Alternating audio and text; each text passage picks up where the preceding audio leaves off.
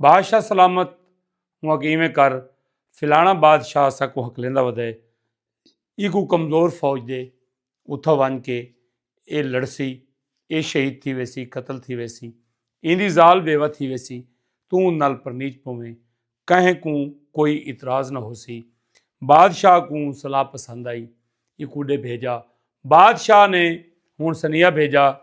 عاشقی مشوقی دے جڑے پیغامات ہیں وہ بادشاہ نے روانہ کرنے شروع کر دیے۔ مارکا بادشاہ انہیں کان عشق مشوقی دے پیغام بھیجے او گو خوف خدا دے جہنم دے حوالے دے وے۔ بادشاہ اکبر نے ہک جڑے تنگ آ کے ایک مکاراں کو سنیہ دیتا کہ وان کو آک اگر بادشاہ نال پرنیچ پویں تو ٹھیک ہے نہ پرنیچیں تو تیرتے میں کوئی الزام لیساں الزام تو بعد تے کو میں قتل کروا لیساں۔ وہ مکاراں کو آکھا کہ مکاراں وان بادشاہ کو وان آکھ کہ آج رات تو میرا مزمان ہے میرے دسترخوان تے روٹی کھا میں۔ بادشاہ بڑا خوش تھیا دھاتا تیاری کی توس عطر گلاب لائے اس شام کو اندے گھر آیا اون شاہی کرسی پیش کی تھی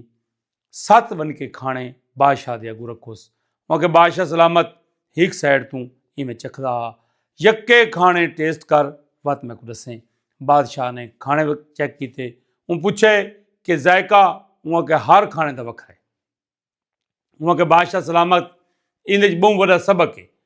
تیرے گھر دے وچ کتنی عورتاں ہیں تیریاں کتنیاں بیویاں ہیں ہر بیوی دا علیحدہ حسن ہے کوئی حسن دی وجہ تو کوئی لباس دی وجہ تو کوئی انا دی وجہ تو کوئی ادا دی وجہ تو ہر شے ڈیفرنٹ ہے ہر شے دا ٹیسٹ وکھرا ہے لیکن میں وہ بد قسمت ہاں جندی ہیک خواہش پوری نہیں تھی بادشاہ کے دسا میں تیری خواہش پوری کرنا وہاں کہ اللہ پاک نے میرے کو پیو ہی دیتا ہے میرے کو ماں ہی دیتی ہے میرے کو شوہر ہی دیتا ہے میری ہکا خواہش ہے کہ میرا بھرا کونی اگر تو میرا بھرا چ بن تو قیامت تک میں تیری بھین بن ونیا۔ بادشاہ کو رحم آ گیا بادشاہ کو بھین چ بنایا وہاں کے بھین اگر اجازت دے میں تاج رات ٹک پواں ورنہ گھر لگا ونیا وہاں کے کوئی مسئلہ نہیں بھرا بن کے رہے تو بھاویں 100 سال رہے۔ مارکا بادشاہ سم پیا سویرے ڈی تھیا بادشاہ اٹھی کے اپنے گھر لگا گیا ان فوجیوں کو بھیجا کہ ونجو میرا جنگ کرنے کا کوئی موڈ کو نہیں فوج کو واپس آ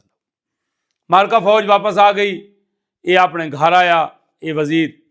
آ کے اپنی سیج تے ستا سرانو دیکھے تو بادشاہ دی مدریاں پہ ای نہ سوچا نہ سمجھا نہ کوئی ثبوت نہ کوئی گال نہ کوئی بات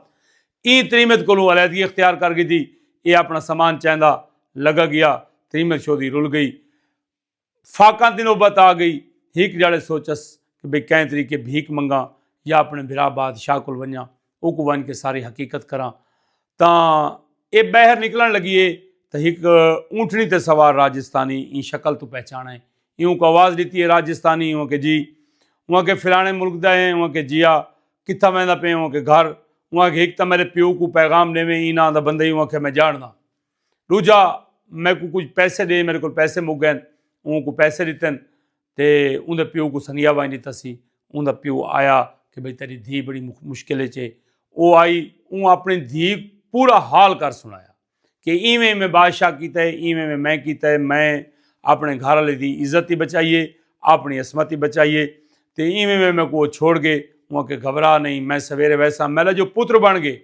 میں ان ون کے گال کرے ساں سویر کو ان دا پیو گیا ان ون کے پورا حال حویلہ کیتا وہاں کے نکھیڑے ہی میری وجہ تو پہ بس ایسا ہی میں